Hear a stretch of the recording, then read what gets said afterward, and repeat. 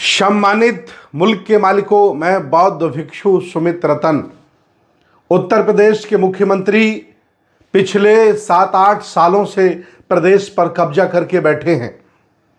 मुख्यमंत्री रहते हुए उन्होंने तमाम ऐसे कार्य किए होंगे जो सेवा के तहत, जन सेवा के तहत और मानव कल्याण के तहत आते हैं, लेकिन फिर भी उन्हें आगे मुख्यमंत्री बनने के लिए, आगे वोट लेने के लिए एक नारा देना पड़ा, बटोगे तो कटोगे।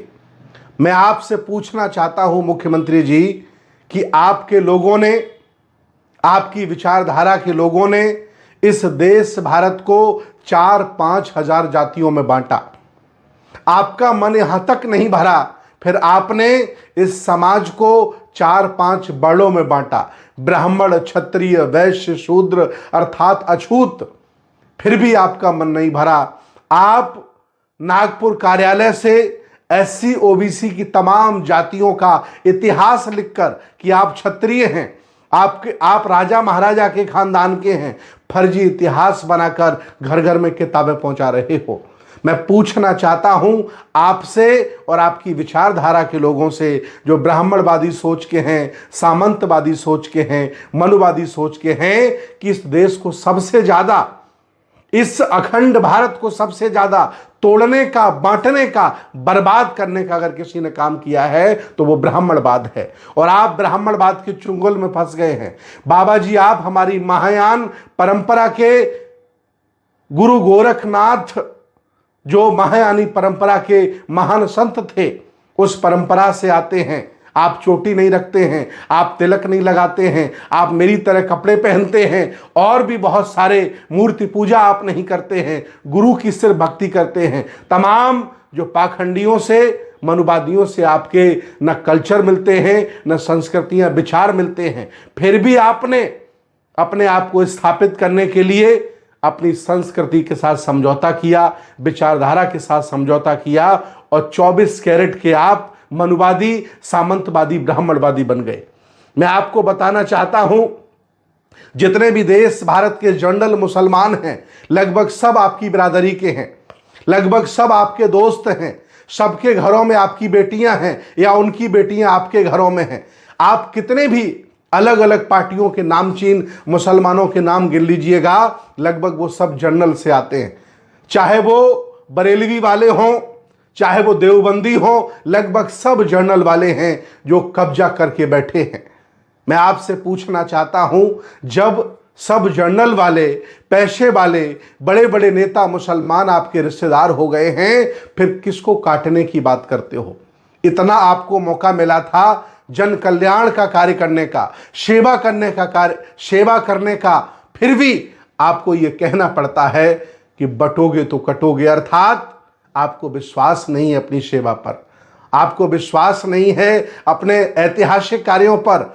आज भी आप मुसलमानों के नाम से एससी ओबीसी को डराना चाहते हो। हिंदू भौगोलिक शब्द है, हिंदुस्तान भौगोलिक शब्द है, यह कोई संवैधानिक शब्द नहीं है। पूरे दिन आप जबरदस्ती हिंदुस्तान हिंदुस्तान चिल्लाए रहते हो। संविधान भारत की इजाजत देता है। भारत, ये देश भारत है और ये अखंड भारत था। जब तक बौद्ध शासकों का यहां शासन रहा, कभी कोई आक्रांता, लुटेरा इस भारत को गंदी नजर से नहीं देख पाया। जब बौद्ध शासकों का शासन नहीं रहा, आपकी सड़ी गली व्यवस्था स्थापित हुई, आपने व्यवस्थाओं को चरमराया, जातिवाद, छुआछूत फैलाया, तभी से ये देश गुलाम होने लगा है। आपातकाल स्थिति में अगर सबको हथियार उठाने का ये चातौड़ बड़ व्यवस्था, ये ब्राह्मण बड़ व्यवस्था अगर अवसर दे देती तो ये भारत कभी गुलाम नहीं होता। कई बार इतिहासकार लिखते हैं कि युद्ध हो रहा है, आमने सामने लड़ने वाले कम हैं, दर्शक वहां ज्यादा हैं। अर्थात आपने क्षत्रिय नाम देकर उसको तलवार उठाने का अधिकार दे दिया, बाकी सारे लोगों को निहत्था कर दिया। अर्थात भारत को बर्बाद करने वाले, भारत को बांटने वाले, भारत को लूटने वाले और भारत की संस्कृति को नुकसान पहुंचाने वाले आपसे ज्यादा कोई नहीं है। याद रखना, ये प्रपंच, ये षड्यंत्र आपका तब तक चलेगा जब तक यहाँ के लोग जागरूक नहीं हो जाते।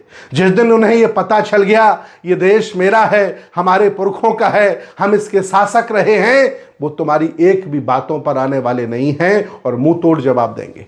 कब तक मुसलमानों से डराओगे? और जो भारत में मुसलमान रहते हैं वो बाई च्वाइस हैं। इनको अवसर मिला था पाकिस्तान जाने का, वो नहीं गए।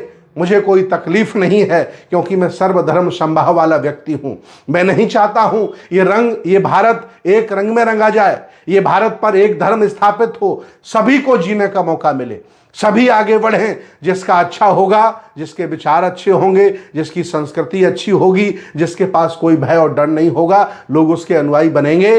डर और भय दिखाकर कब तक आप सत्ताधीश बने रहना चाहते हो और भारत का खून पीना चाहते हो? आदरणीय मुख्यमंत्री जी, आपके इस बयान की बहुत सारे लोग सराहना करते हैं, लेकिन मैं आज आपसे कह रहा हूं कि तब तक ये बयान आपका जिंदा है जब तक एससी ओबीसी की बड़ी आबादी, 25% आबादी, 65% आबादी, जिन्हें आप मूर्ख बनाकर, जिन्हें आप लालच देकर, जिन्हें आप जबरदस्ती धर्म की चाशनी चसाकर जिस तरह से स्थापित हो, जिस दिन उनको ये हम समझाने में कामयाब हो गए कि लोग लुटेरे हैं, इनका डीएनए मिलान कर लिया जाए, इनकी नस्लें देख ली जाएं, इनके कुकृत्य देख लिए जाएं, और जब जब इन्हें शासन करने का मौका मिला तब तब इन्होंने भारत की अस्मिता के साथ छेड़छाड़ की है। जब जब इन्हें मौका मिला, एक बार आपको मौका मिला शासन करने का तो आपने स्तन कर लगाया था, याद कर लीजिएगा। एक बार आपको पेशवाओं के तौर पर मौका मिला था शासन करने का तो आगे मटकी पीछे झाड़ू बनवाया था, और आरएसएस के तौर पर ब्राह्मणवादियों को फिर शासन करने का मौका मिला है। पेंशन गायब है, नौकरियां गायब हैं, विकास खत्म है, जाति के नाम पर, धर्म के नाम पर लड़ाकर भारत को बांटकर इसको उजाड़ना चाहते हो। अब धीरे धीरे लोग जागरूक होने लगे हैं, तुम्हारे जुमलों में आने वाले नहीं हैं, और इस भारत को बांटने वाले, लूटने वाले जितने आप लोग हो इतना कोई नहीं है। इसलिए अब ये झांसों में आने वाला नहीं है भारत। ये भारत की जनता इन बातों में आने वाली नहीं है। अब वो प्रोग्रेसिव हो चुकी है, विकासशील हो चुकी है, विज्ञानवादी हो चुकी है, तर्कवादी हो चुकी है। अब तुम्हारी बातों पर आने वाली नहीं है। जो भारत की संस्कृति, सभ्यता, संविधान और भारत के लोगों को मान सम्मान सुरक्षित कराएगा वही देश का शासक बनेगा। अब आप जैसे लोगों का नंबर आने वाला नहीं है। बहुत बहुत धन्यवाद, बहुत बहुत साधुवाद।